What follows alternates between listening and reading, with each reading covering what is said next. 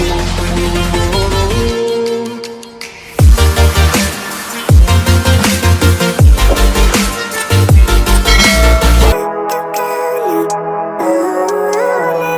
there mga ka-L, and today's video, Little Boracay, Calatagan, Batangas muna tayo. At dito tayo tutuloy sa TERNIDA'S Transient House and the Floating Cottages. At ngayon naman ay titingnan natin kung anong nasa loob ng TERNIDA'S Transient House. I like to be my own worst enemy. There's no risk if you don't try at anything. So Kung bet mo mag-relax, meron din silang kubo. to be a better me, I don't think that my head's on straight. Gotta flip it and grip it and go and get an x-ray. What's wrong with me? I just feel weight pushing on my chest and it squeezed till I Sa tabi ng dormitory type room, nandyan ang pangmalakasang kitchen na may pangmalakasang rice cooker and refrigerator. Lusutan na itong mga ka-L, kaya for sure hindi kayo maliligaw. okay. All I want and I pray, all I need are some better days. Yeah.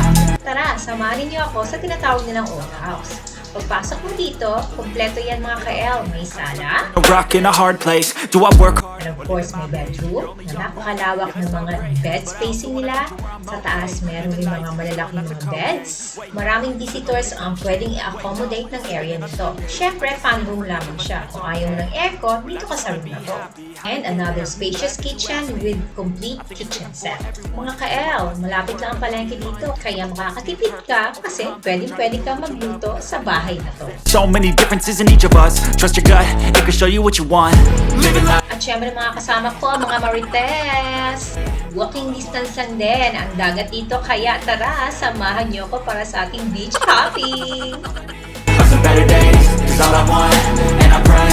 Mga ka-L, maraming scammers dito, kaya check ninyo kung talagang legit ba yung pinupuntahan ninyo.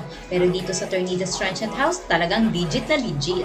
Just message their FB page at makakausap ninyo si Nanay Daisy for more inquiries. Ako po ulit si Nanay Daisy kung tawagin sa Facebook. So ang page po natin ay TERNIDA'S Transient House and of course, Diana's Cottages. Be reminded na bago ka makarating sa Little Boracay ay dadalhin ka ng mga floating cottages dito. And I pray, all I need are some better days. Fuck me, I'm looking in the mirror. So foggy, but I've never seen clearer. I don't really think anyone can save me. And honestly, I'm Kung makikita nyo naman, super linaw po ng tubig at super linis. Kung bet mo mag-swimming ngunit hindi marunong lumangoy, meron po sila mga life vest na ready. that my head's on straight. Gotta flip it and grip it and go and get an x-ray. Pero kung marunong ka namang lumangoy at malamang isda ka, hala, laban, gora. Change my mindset, meditate. It's pretty cool that I'm alive in that bed. Try nyo dito mga ka-L, pero ako, uwi muna. Babush! Elevate, living life every day.